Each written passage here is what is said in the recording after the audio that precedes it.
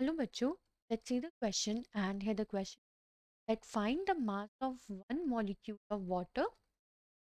Second, if 16.26 milligram of a sample of an element X contains 1.66 into 10 raised power 20 atoms, what is the atomic mass of element X? तो चलिए बच्चों करते हैं इस question को and first of all let's see the key concept for question. Concept this question. तो हमें मालूम है बच्चों हमारे पास एक फॉर्मूला है कि हमें अगर कैलकुलेट करने हो नंबर ऑफ एटम्स और द नंबर ऑफ मोल, तो हमारे पास फॉर्मूला होता है that is equals to number of moles को हम लिख पाते हैं with N multiply Avogadro's. And फिर हमें मालूम है बच्चों नंबर ऑफ मोल्स कैलकुलेट करने हो that is equal mass mass M divided by molecular mass यानी कि कैपिटल एम. एंड हमारे पास फॉर्मूला आ जाता है फिर बच्चों अगर हम इसे सब्स्टिट्यूट कर दें number of mole that is m by capital M into Na. अब बच्चों हमसे क्वेश्चन गिवन है यहाँ पे फर्स्ट कि number of molecules of water हमें गिवन है 1.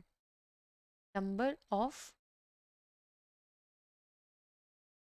ऑफ H2O मॉलिक्यूल्स वो गिवन है हमें यहाँ पे 1.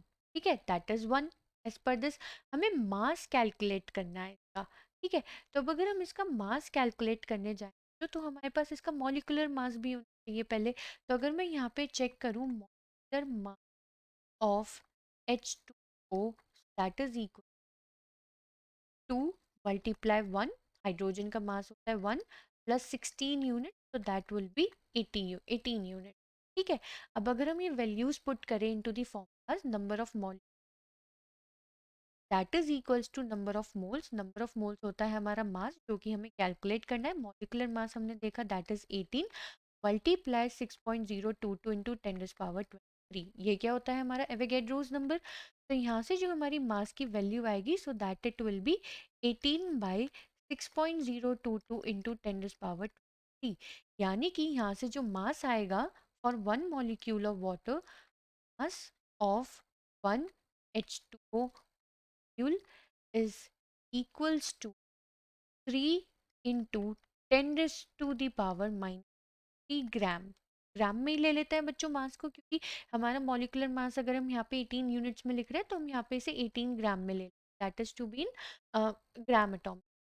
तो जो हमारा mass of one water molecule आ रहा है यहाँ पे कैलकुलेट करके so that is 3 into 10 raise power minus 23. तो हमने फर्स्ट पार्ट तो सॉल्व कर लिया है बच्चों. अब चलते हैं अपने सेकेंड पार्ट की तरफ.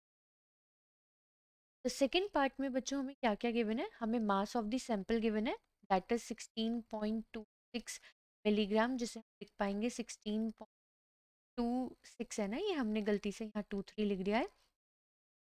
16.26 ग्राम. ठीक है और हम इसे ग्राम में कब लिख पाएंगे जब हम इसे मल्टीप्लाई करेंगे विथ 10 रेज़ पावर माइनस 3 ग्राम. मास हमें गिवन है. नंबर ऑफ एटम्स गिवन है हमें. Number of atoms that is 1.66 into 10 raise power 20. हमें कैलकुलेट करना है इसका एटॉमिक. तो चलिए बच्चों रखते हैं फॉर्मूला में.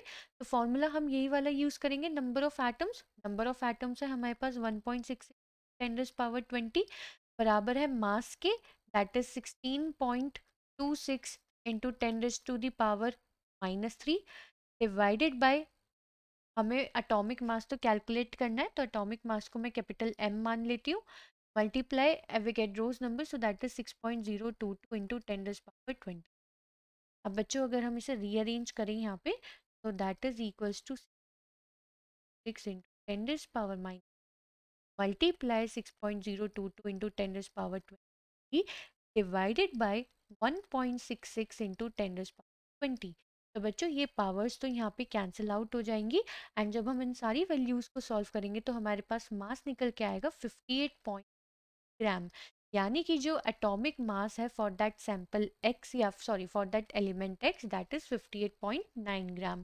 तो बच्चों हमने यहाँ पे सेकेंड पार्ट भी अपना सॉल्व कर दिया है. आई होप बच्चों आपको ये क्वेश्चन समझ में आ गया होगा. Thank you.